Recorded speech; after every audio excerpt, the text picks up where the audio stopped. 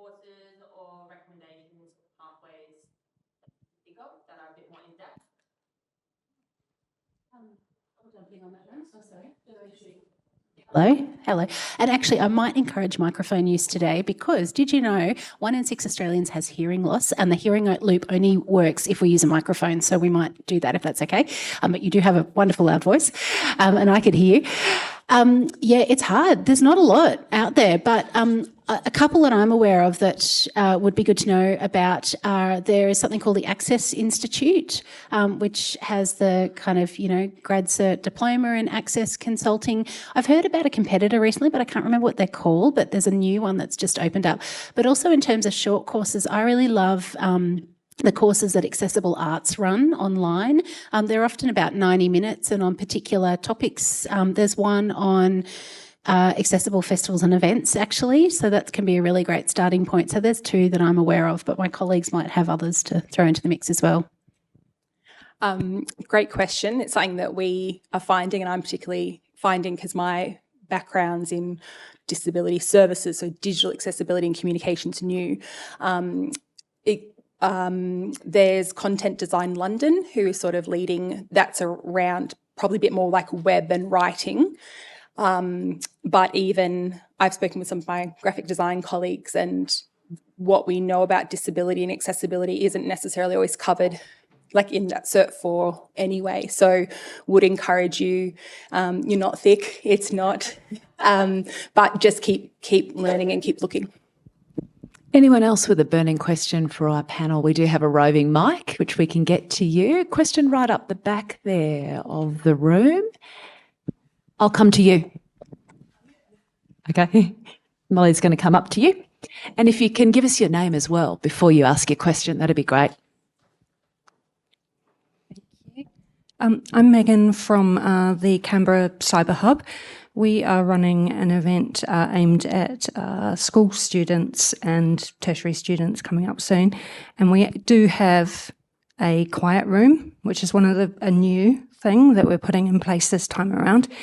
Can you give me advice on things that I should have in that room that would be really suitable for that age group?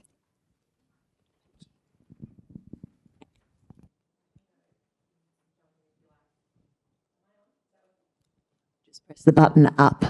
Yeah, we're perfect. Good. It changes all the time. And honestly, there's so many different options now. We are finding, and correct me if I'm wrong, but we are finding that Target and Kmart nowadays have really great options. There's also a young boy in Melbourne who started a business called Kaiko, I could be pronouncing that wrong. And he is on the spectrum himself, and he actually started this business with his family. And they're really fantastic, and they come in kits. But essentially, it's considering all the senses and how can you actually address those. And the big thing that I would say, which we always think about at the last minute and then have to get an electrician in, is temperature control. Whether it's hot or cold outside, it could be freezing. Someone might need it to be colder or warmer. So consider that as well. Great stuff. It is kind of shifting and changing at the moment. I just remembered I've got a blog about this on my website, so there's a list of things there that you can have a look at.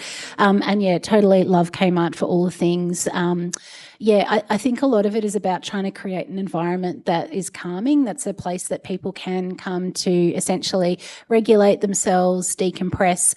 So something that feels warm and cozy, whether that's rugs, cushions, blankets, softer lighting, fidgets are great. Colouring in, sunglasses, earplugs. You can kind of go all bells and whistles or not.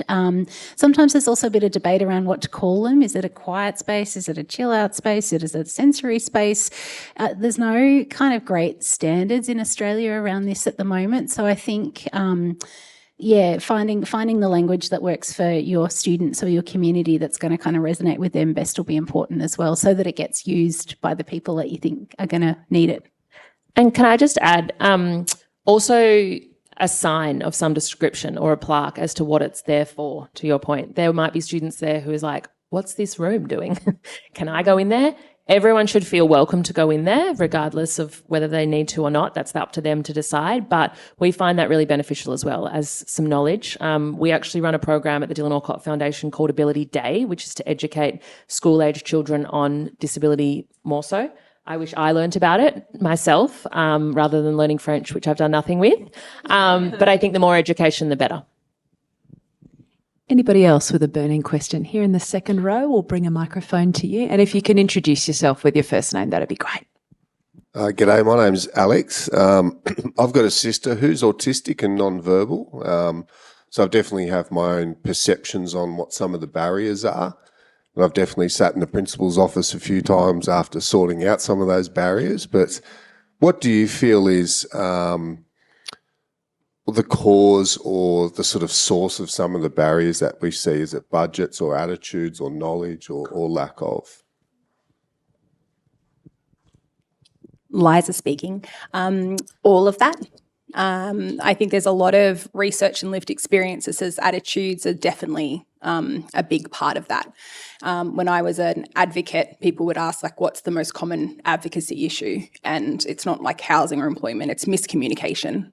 And so it can also be expectations, not just attitudinal, when we're expecting people to perform or communicate in a certain way, or that they will do that every day. Like, well, yesterday you were able to tell me this.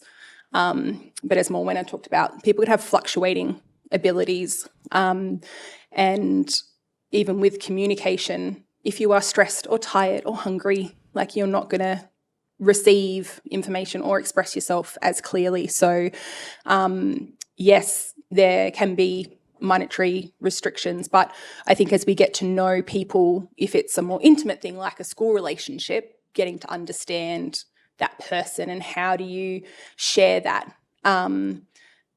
So sometimes it's working with the teachers, or it's even talking to the class. I supported a young man at Scouts, and it was more like, it wasn't direct discrimination, but you could tell they were treating him differently. So we talked to the Scout leaders and talked to the teachers and organised that one night he didn't go, or he came halfway through, I can't recall, but that gave a time they talked about autism generally, but then talked about how it impacted this person. So this person would ask the same question over and over, which a lot of people found really annoying. But once they knew that was just how his brain worked, that acceptance and their attitude shifted. So it's also about having that conversation and explaining and giving examples and strategies as well. So if you are getting annoyed, you can tell him that you've answered, or you can move away, or, you know, so, but it was important that that wasn't done. Like, and again, different people need different things. This wasn't done with that person in the room because of his age and ability at the time. Other times it's really important we're not speaking for other people, but when you are their greatest ally and advocate, they're probably relying on your voice. So yeah, I'll just leave it there. Adi speaking. Love to hear a bit more from you as well, Georgie. I could see you nodding your head on barriers, smashing through the barriers, and what you've learnt from your experience with Ability Fest, and whether other music festivals are following suit now. They're trying. They're doing a really good job, other music festivals. But Alex, I think it's a really good question. I think the thing that I would probably just add, Liza, is I think it's a fear. The biggest barrier we're seeing, or a big barrier we're seeing, is people's fear of getting it wrong and fear of being, you know, put on a spotlight. They've tried really hard and they've done the wrong thing. And I think, you know, a very famous, popular festival got it wrong a couple of weeks ago, really wrong. And one option would have been for us to publicly comment, and trust me, no offence, Adi, in the journalist space, we got approached. What do you think about this? What are your thoughts? We have a call-in, not call-out policy, and so we chose to take the approach of actually contacting them behind the scenes and saying, hey, we saw what happened. Are you okay, first and foremost, because that sucks, and how can we help you get better because you can't do that again? So it's kind of like a gentle smack. But I also think strength in numbers. So if everyone in this room goes home today and makes a small change, then it's less scary, right? Because we're all doing it together. Really gets back to that progress, not perfection, the theme of today's discussion. Who else has got a burning question? Because this is your opportunity to learn and shape the conversation. Here in the front row. And if you could introduce yourself as well. Hello, my name's Gillian. Yeah. Gillian Morrison from Craft and Design, Canberra. Just wanted to really ask, and particularly Morwenna, I know everybody's discussed this today about not just inclusivity, but also having workforce and people with disability and that visibility, which I thought was really great. And so for our events, I mean, I don't know if there's anybody in our organisation who particularly has disability. It's not, if they do, it's not visible to me. But I'm wondering, how do you go about contacting people in terms of employing people who have disability? I mean, it's kind of a crazy thing because we talk about the hidden and then we talk about the visible. And so they're both important. So I'm just interested in your advice. Thank you. Thanks for the question. And yeah, like where I've seen the biggest change happen in organisations, it's where there's more people with disability working with you in your organisation. Like I think that's the best thing ultimately that you can do. And so I suppose there's a few kind of prongs to that. You probably have people with disability working with you that you might not realise. I worked for an organisation, a government organisation for kind of 10 years, and I kind of only started professionally outing myself as a person with non-visible disability maybe a couple of years into that. And then I got on my high horse and kind of I haven't stopped since. But I remember having a go at the HR director once going, our latest stats show we've only got 2% of people with disability working for us. What's going on here? And she said, well, you don't identify in our HR stats. And I said, well, do you know you haven't asked me since I applied for the job?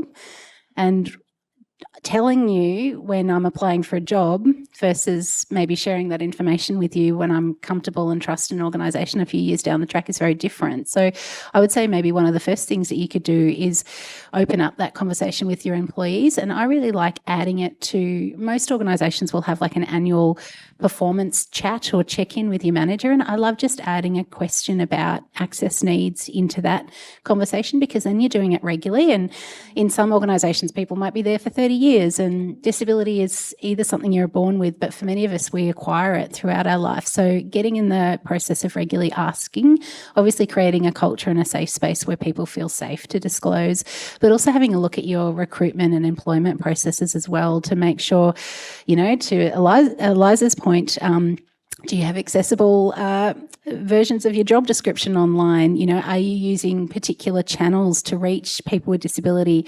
For anyone in the arts, like Accessible Arts will promote job opportunities. Are you using those sort of networks and channels to reach people in the community? So it's such an important point because I think that's where real change does happen, and there'd be a couple of things I'd suggest.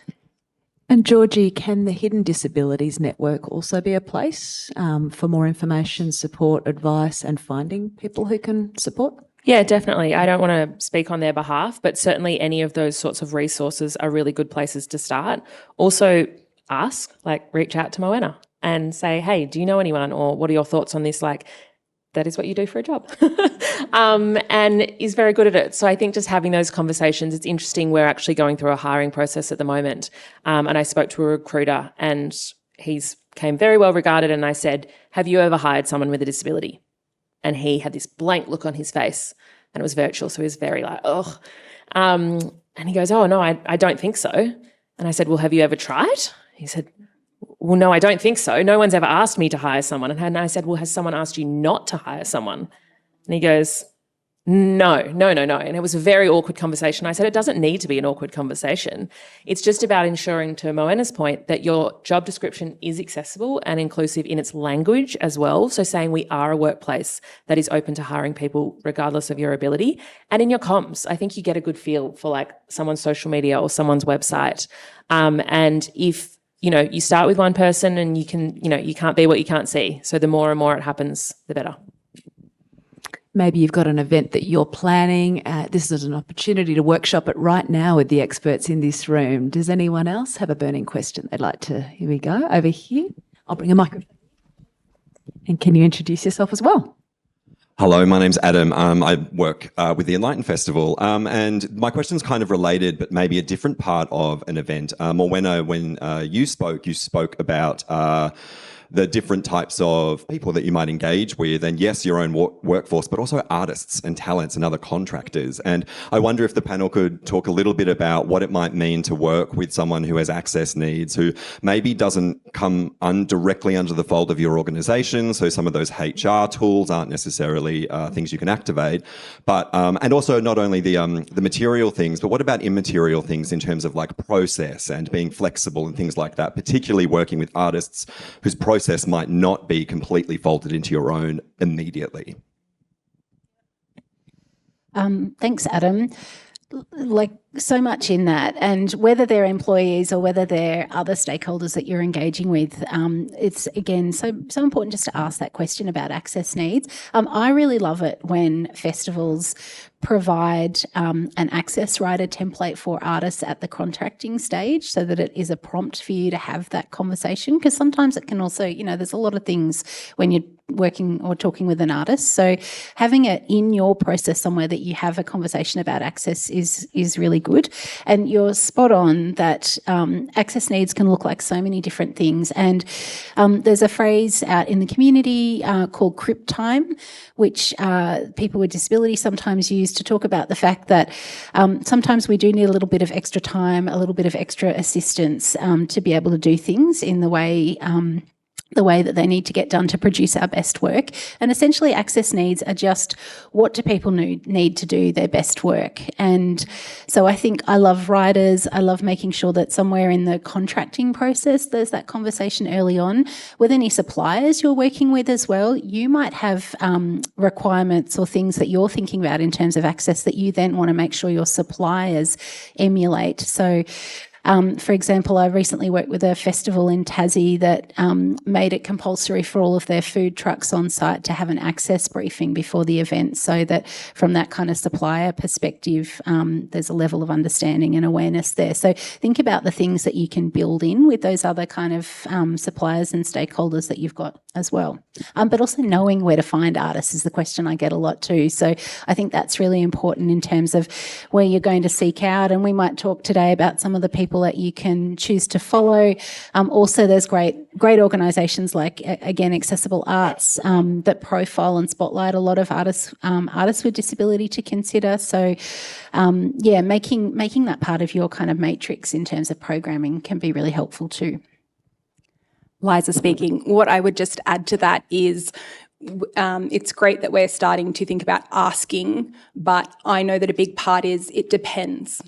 So as Morwenna said, if you have a stage with 4 steps, someone might not know that they need access needs until they get there. So having information about even you're saying like the process, so we usually do it in this order and we usually get you to do it online, or we want to meet you in person, then is there any reasonable adjustments or access needs? Because someone might say, in person, if you come to me, because, I don't drive or it's very difficult for me to get out, or could we do it online? But having information, like if there is a presentation, I know that for some people, they, want the document so that they can zoom in and use their assistive technology. So it's also like it's being adaptable, but giving them information about the process and what so that they can assess what their access needs are. And I might just pick up on that if I can, Liza. Adam, a couple of like really tangible examples. Years 1 to 3, we had a stage that had one of those like fancy ramps that like very slow, very inconvenient. And then we realised how slow and inconvenient it was. And so now it's mandatory that our stages must have a ramp the whole way up, regardless of whether we have an artist with a disability or otherwise. Very helpful when you've got Dylan who wants to zoom on and off the stage. But that's one example. Another example is we had a grant recipient who played. He has cerebral palsy and he's a wheelchair user.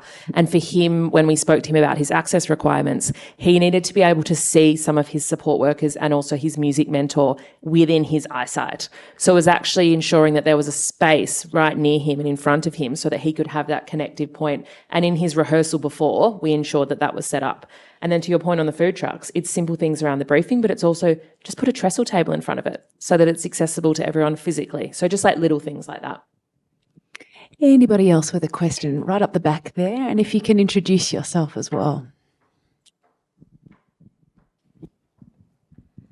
Hi, I'm Eleanor. I'm from Strathnan Arts. Strathnan is a small arts organisation that's on an old farm homestead. So we have some issues because the road will wash away when it rains and we're a bit spread out. Some events we have to have the gate closed and you can't drive to the buildings at the top. Do you have any suggestions for how to improve accessibility when the terrain isn't ideal?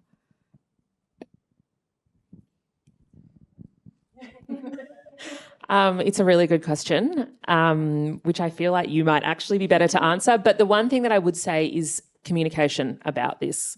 So if someone isn't turning up and going, oh, holy shit, I can't get there, but they know that there might be access issues leading in, I can only assume, not to speak for you, but I can only assume that would make you feel better. Yeah, absolutely. I think I mentioned the word honesty earlier, and I think it's really hard sometimes to talk about the things that we don't have, but it's really helpful for disabled people to know what you don't have, because you have list might be quite short, but yeah, being honest I think is really helpful. And I guess, longer term, whether that's a project that you want to take on in terms of infrastructure, which, will be hard. Also, track matting's amazing and is great for events. Anyone else with a question for our panel? Might be interesting to hear from you all about what you've seen elsewhere in the world that currently isn't available in Australia at the moment that you'd like to bring to your practice or that you'd like to experience as a participant of major events. Georgie, maybe would you like to begin with what you're not doing that you'd like to be doing when it comes to accessibility and inclusion? Probably there's some pretty incredible technologies that we're seeing overseas. One of our events was actually at a place called Burang Ma in Melbourne, and it's over 2 levels. And to get from one level to the other, it's about a 300-metre incline to get to the second stage, which was actually the main stage. I think personally I did about 30,000 steps that day getting from one stage to the other, and it is not the most accessible site, and we'll never do it there again for that very reason. But we had these incredible accessible buggies and we ran a buggy service. So it was actually just communicating with people before the day. We understand we're on this site. We understand there's hesitations and concerns with it, but this is a technology that we are offering. What wasn't great, which is better overseas, is that we could only get our hands on X many accessible buggies because the technology or the infrastructure isn't here. So that would be a big thing for me, like the physical things that we can't get access to. Oh, I was really struck by your Queensland discovery. My Lord, they've got some work to do, don't they? But not having a portable changing place. Yeah, okay. No. I'm a Queenslander originally too. But yeah, and I think there's a really big opportunity for Australia around 2032, and I hope that we, as a nation, can really lean into that. And they've made comments like it's going to be the most accessible Paralympics ever. So clock's ticking, guys. And I think to that point, what's really cool about 2032 is the planning started many years ago. It's very much happening right now, and they're designing with accessibility and inclusion at the forefront from the beginning. So it's not an afterthought, whereas in many other years and many other Olympics and Paralympics, I'm absolutely sure it was. And you see even in the Winter Games and the Summer Games, there's this gap between the 2 games because they need to change the infrastructure and do different things. But Brisbane have said, and they're doing a lot of work to make it as accessible from day one to then flow through all games. And I really liked your point as well around assistive technology, because that is such an enabler for disabled people, and we're using it, to some with festivals and events here. Like I loved using your haptic vests in 2023, and haptic vests are like quite common now across a lot of events, and it's essentially around feeling vibration, great for deaf community, but also others for whom that's beneficial. Some tech that I want here, in the UK, they're doing a lot around the use of Google Glasses and captioning. So I went to see the National Theatre in London, and I didn't have to choose the Wednesday matinee to see the caption performance. I could go to any performance and use Google Glasses, and it's all hooked into QLab, the sound and lighting, so any performance can have accurate captioning. So I think that's a great example. Glastonbury had many things. One of the things I didn't talk about is they're doing some really interesting stuff around virtual reality. So there's 2 permanent structures on site at Glastonbury, and one is a multi-storey building, and they always have some work in there. And so one of the challenges is that they have this requirement that everything needs to be available step-free. So to be able to do that, they used virtual reality and augmentation for people to be able to have an experience of that particular artwork from the ground level only, without having to travel up kind of 4 flights of stairs. So I think there's some really interesting things for us to explore around virtual reality and access as well. Liza, what would you like to be experiencing here in the Canberra region and around the country? As I said, events is not my area of expertise either as a goer, but I would love to see more accessible communication formats. So even having simplified versions or icons, so that if someone is nonverbal, that they can point or communicate and still get help or still find where the bathroom is. So if they don't have their own communication board or communication device, that, you know, it's on site volunteers or liaison officers. So would love to see communication, like accessibility guides available, but also, in easy read, a more simple format. But A final call for questions. If you've got any late burning questions, I'll bring the microphone over to you. If you can introduce yourself. Thanks. My name's Jonathan. I'm with the National Sheepdog Trial here in Canberra. I'd love to see you all out there next week, actually, at Hall Showground. We've put a fair amount of emphasis and effort into catering for a group that I guess our committee relates to. That's elderly people, who come with a range of disabilities and challenges. And many of them, we've had an interest in them because many of them have had a previous life on the, in rural pursuits. They might have been involved in sheepdogs themselves. But my question is really, have you seen anything innovative that we should do in the area of catering for elderly people who have a diverse range of needs? And given the capability we've got in place, things like event-side parking, and we do a good job of helping them access food and commentary, we even put dogs on the aged care buses and things like that. How might we leverage that capability to reach a broader group of people with similar challenges? Yeah, Liza speaking. I'll start. There's something that Morwenna mentioned in her presentation about universal design.